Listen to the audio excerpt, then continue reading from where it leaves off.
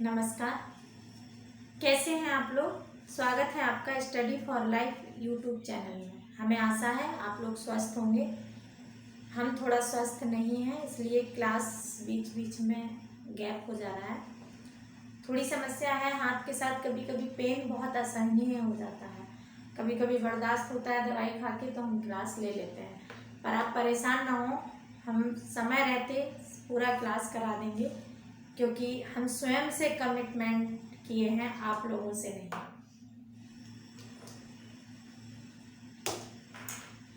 आज हमारा टॉपिक है तुलसी की समन्वय चेतना। तुलसी की सामाजिक चेतना हम डिस्कस करेंगे। पिछले वीडियो में हमने तुलसी की समन्वय चेतना डिस्कस की थी। आज हम तुलसी की सामाजिक चेतना डिस्कस करेंगे। सामाजिक चेतना में जब हम भूमिका लिखेंगे तो हम उस समय का समाज बता देंगे कि उस समय समाज कैसा था।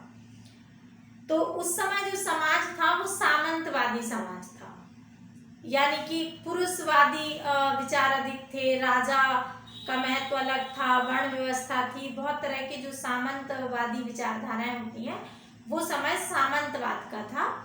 और तो सामंतवाद जैसे समय में, सामंतवाद वाले समाज में तुलसी ने समन्वय जैसी स्थिति लाने का प्रयास किया। तो सामाजिक तौर पर तुलसी का काव्य इसीलिए बहुत प्रभावी हुआ कि उन्होंने सभी समाज को जोड़ने का प्रयास किया। जो समाज में बिखराव हो रहा था उसको एक साथ एक माला में पिरोने का प्रयास किया और राम राज्य की कल्पना की। वही राम राज्य जिसकी कल्पना बाद में गांधी जी करते हैं। तो तुलसी की सामाजिक चेतना की भूमिका में आप ऐसे बता दीजिएगा। फिर देख लेते हैं कि तुलसीदास ने किन किन चीजों पर विचार किया है, जिनके आधार पर उनकी सामाजिक स्थिति पता चलती है कि समाज के बारे में वो क्या लिख रहे थे, कैसी स्थिति थी तुलसी की। तो सबसे पहले देखते हैं वर्ण व्यवस्था। उस समय वर्ण व्यवस्था तो थी, ऊंच नीच का भेद भी होता था, जात पात का भेद था, लेकिन तुलसी ने कोशिश की है कि जाति पात को हटाने की। हालांकि वो ये तुलसी के लिए बहुत विवादित रहा है, विवादित विषय रहा है कि इन्होंने वर्ण व्यवस्था का समर्थन किया है। और ये वर्ण व्यवस्था का समर्थन करते हुए दिखते भी हैं जब वो लिखते हैं कि पूजन विप्र सकल गुणहीना, पूजन विप्र सकल गुणहीना, सकल गुणहीना, शूद्र न गुणगण, शूद्र न गुणगण, ज्ञान प्रवीणा। यानी कि ब्राह्मण की पूजा तब भी होना चाहिए जब वो मूर्ख हो, और शूद्र की पूजा नहीं होना चाहिए चाहे वो ज्ञान प्रवीण हो, वो ज्ञानी हो तब भी नहीं। तो इस पे विवाद उठता है, ये सही नहीं था। और लेकिन यहीं पे ये सबरी आप आगे लिख दीजिएगा कि इन कुछ चौपाइयों को लेकर विवाद है तुलसी की वर्ण व्यवस्था पर वो केवट, निषाद, सबरी, इन सबको गले लगाते हुए, सबरी के जूठे बेर खाते हुए राम को दिखाते हैं।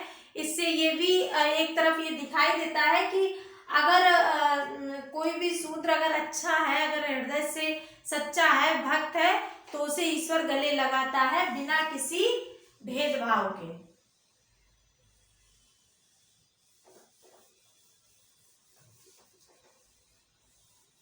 दूसरा, नारी विषयक भावना। यहाँ भी तुलसीदास पे विवाद है कि तुलसीदास नारी विरोधी थे, लेकिन नारी विरोधी नहीं थे। कबीर पे भी ये आक्षेप लगता है, ऐसा नहीं है। अगर समग्र रूप से उसको पढ़ा जाए तो नारी विषयक भावनाओं में, जैसे रावण से अगर कहलवा रहे हैं तो नेगेटिव बात रहेगी, अगर राम कहेंगे तो पॉजिटिव हो जाएगी। मतलब राम को आदर्श दिखा रहे हैं ना, हमारे जीवन में राम को उतारना, मतलब राम अगर जो बात कह रहे हैं वो सही, वो ज्यादा सही है। तो रावण के द्वारा कहलवाया जा रहा है कि नारी स्वभाव सत्य कवि कहें, अवगुण आठ सदा और रहें। नारी स्वभाव सत्य कभी कहीं। ये रावण कह रहा है किससे? मंदोदरी से। अवगुण अवगुण 8 सदा और रहे। और जो पुरुषवादी मानसिकता के लोग हैं वो इन्हीं चौपाइयों का और प्रचार करते हैं। वो कहते हैं तुलसी बाबा लिख गए कि अवगुण 8 सदा और रहे, नारी कितनी भी अच्छी हो जाए 8 गुण उसमें सदा ही रहते हैं, ऐसा तुलसी बाबा लिख गए। तो ऐसा नहीं है। स्थिति को देखते हुए कहना चाहिए रावण कह रहा है, जो बुरा है वो तो बुरी बात ही कहेगा ना। और जो राम क्या कह रहे हैं? राम क्या कह रहे हैं कि अनुज बधू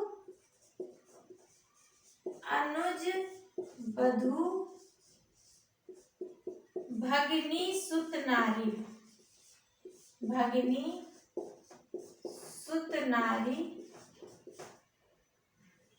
सुनसठ कन्या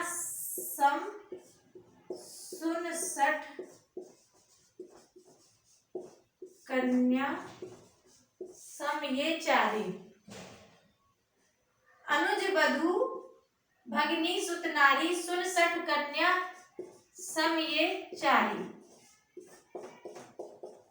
अनुज बधू भगिनी सुत नारी, ये किससे कह रहे हैं राम? बाली से कह रहे हैं। बाली जब कहता है कि मैं बैरी सुग्रीव प्यारा, कारण कवन नाथ मोहि मारा। मैं बैरी हो गया, सुग्रीव आपको प्रिय हो गया, किस कारण से मुझे मार दिया? मेरा तो पर्सनली आपसे कोई विरोध नहीं था, फिर सुग्रीव कैसे प्रिय हो गया, मैं कैसे विरोधी हो गया? तो वो बताते हैं कि अनुज बधू भगिनी सुत नारी 69 कन्या सम ये चारी, यानी कि अनुज बधू मतलब छोटे भाई की जो पत्नी होती है वो कन्या के समान होती है, अपनी बेटी के समान होती है। तो सुग्रीव की पत्नी को अपने घर में रखा है, ये महापाप है। अनुज बधू छोटे भाई की पत्नी, भगिनी बहन, बिहार में भगिनी भांजी को कहा जाता है। बिहार में भगिनी भांजी को कहा जाता है, जबकि भगनी मीन्स भांजी नहीं होता है, भगनी बहन को बोलते हैं। अनुज बधू भगनी सुत नारी, अनुज बधू छोटे भाई की पत्नी, भगनी यानी कि बहन, सुत नारी यानी कि बहू, पुत्र बधू, ये सब 69 हे मूर्ख, ये सब कन्या सम ये चारी, ये सब अपनी बेटी के समान होते हैं, अपनी पुत्री के समान होते हैं। तो राम ये कह रहे हैं, ये कौन कह रहा है? ये राम कह रहे हैं। ये अवगुण 8 सदा और रहे कौन कह रहा है? रावण कह रहा है। तो हमेशा किसका जीवन में उतारने लायक होता है? जो नायक होता है, जो अच्छा चरित्र होता है, उसका जीवन में उतारा जाता है। जो नेगेटिव कैरेक्टर होते हैं वो तो गलत बात ही कहेंगे। आजकल भी फिल्मों में हम लोग देखते हैं जो नेगेटिव कैरेक्टर है वो तो देश को लूटने की भी बात कहते हैं, वो तो आतंकवाद की भी बात कहते हैं। तो हम उन्हें थोड़ी चरित्र में उतारते हैं, हम हीरो को उतारते हैं जो मार के हमारे देश को बचा लेता है। खैर, पारिवारिक जीवन का आदर्श, इसके बारे में तो हम क्या कहें, आप ही सब कुछ जानते हैं। पारिवारिक आदर्श तो अत्यंत मतलब जिसके लिए शब्द ना हो इतना आदर्श था। एक भाई एक छोटे से जमीन के टुकड़े के लिए दूसरे भाई को मारने पर उतारू हो जाता है, और इतना बड़ा अकंटक अयोध्या का राज्य जिसे राम को दिया जाना था, अगले ही पल राम को वनवास मिल गया। और राम को जब वनवास मिलता है तो राम कौशल्या से क्या कहते हैं? ये नहीं कहते कि मुझे वनवास मिल गया, वो कहते हैं पिता दीन मोह कानन राजू, मुझे पिता ने वनवास का राज्य दिया है माँ। और जब वो भरत को राज्य मिलता है तो भरत उसे ठुकरा देते हैं और चित्रकूट में सभा होती है जहाँ पे वशिष्ठ जी और जनक जी जैसे प्रकांड विद्वान निर्णय लेने में असमंजस की स्थिति में होते हैं कि वो किससे कह दें कि तुम ये राज्य ले लो, क्योंकि भरत भी राज्य नहीं लेना चाह रहे और राम भी राज्य नहीं लेना चाह रहे। तो पारिवारिक मूल्यों में तो इनकी समता ही करना। और राम, वही कल भी हमने पिछले वीडियो में भी चौपाई लिखी थी, अभी भी वही लिखूंगी ताकि आपको याद रहे। जब राम का राज्याभिषेक होने की घोषणा होती है तो राम ये कहते हैं पिता से अपने कि जन्मे एक संग सब भाई, जन्मे एक संग सब भाई,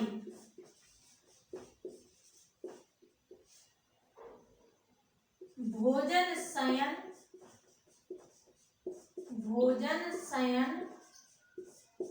के ललकारी।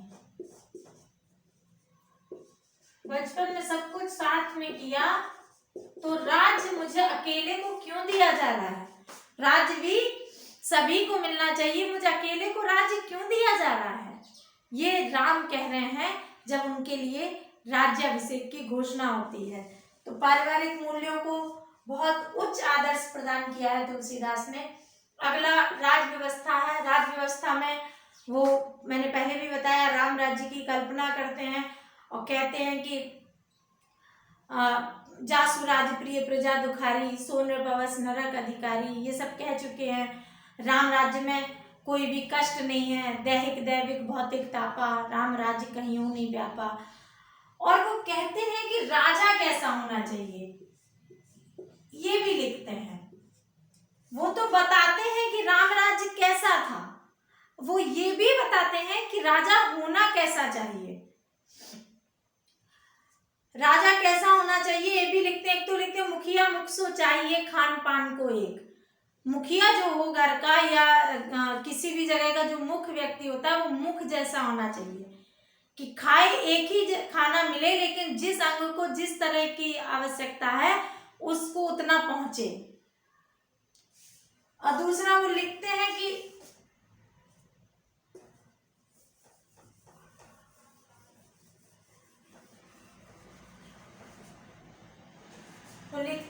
बरसत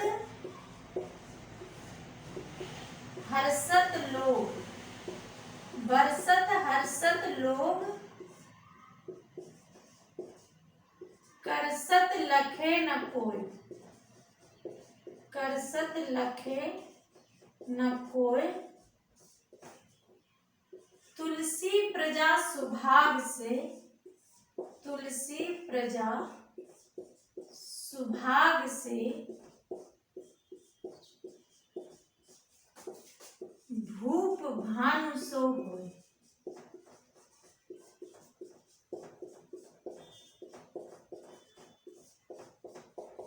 कैसा राजा होना चाहिए? कैसा हो राजा? बरसत हर्षत सब लखें। जब बारिश हो, जब बादल से पानी गिरे तो सभी लोग हर्ष मनाएं। करसत लखे न कोई, और कर लेते समय कोई न लख पाए। मतलब जब सूर्य जब नमी ग्रहण करता है तो जल सभी जगह से लेता है, नदी से, तालाब से, कुएं से, हमारे घर में भरे हुए बाल्टियों से, यहाँ तक कि जो कपड़े छत पे सूखते हैं उनमें जो नमी होती है उससे, सब चीज से सूर्य नमी खींच लेता है। और जब वो कोई नहीं देख पाता कि कब सूर्य ने खींची, और किसी को पता भी नहीं चलता, और किसी को कोई कष्ट भी नहीं होता कि हमारी नमी ले गया सूरज। किसी को कोई दुख नहीं होता, कोई समझ भी नहीं पाता कब ले गया। और जब बारिश करता है तो सब लोगों को हर्ष मिलता है, सब लोग प्रसन्न होते हैं, खेतों में हरियाली आती है। ऐसा राजा होना चाहिए। तुलसी प्रजा सौभाग्य से, प्रजा के सौभाग्य से ऐसा राजा हो कि भूप भानु सा हो। जो राजा है वो सूर्य जैसा हो कि जब हमसे टैक्स ले, जब हमसे कर ले तो हमें पता भी न चले, और जब वो हमारे लिए योजनाएं भेजे, जब वो हमारे लिए कोई भी ऐसी जो अनुदान दे, जो योजनाएं भेजे, वो ऐसी हो कि सबको प्रसन्नता दे। तो ये प्रासंगिक है आज के लिए भी। अगला है अर्थव्यवस्था। अर्थव्यवस्था उस समय की जो भी थी, जो लोग परेशान थे तो जैसे मैंने उस दिन भी वीडियो में बताई थी कि बेरोजगारी पे लिखते हैं, ध्यान देते हैं। जैसे सूरदास कह रहे हैं कि संतन को कहा सीकरी से काम, वहां नहीं है जरूरत, लेकिन ये लिख रहे हैं, ये लिखते हैं कि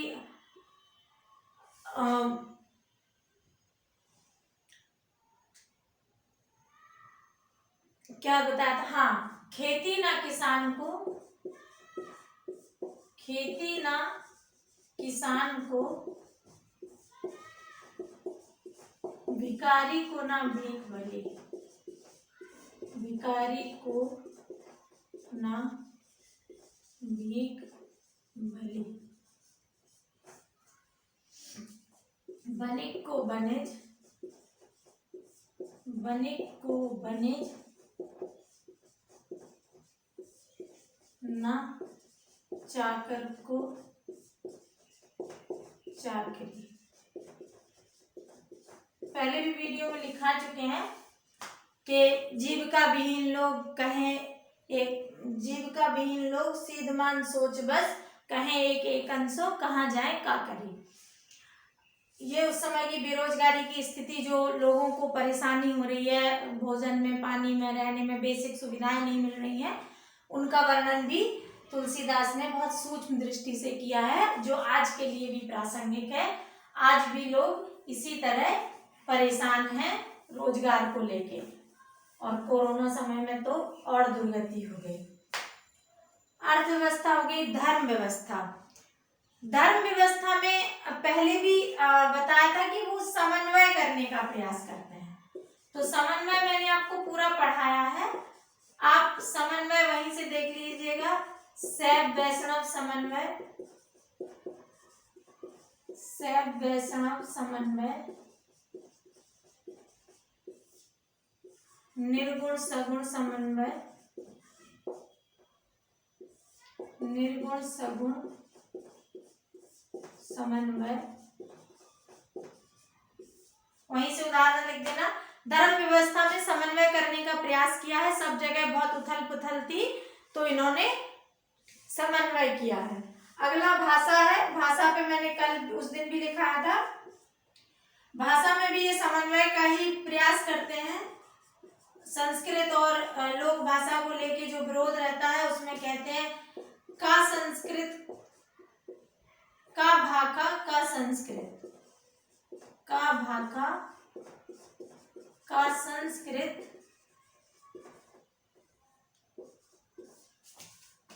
प्रेम चाहिए सांच।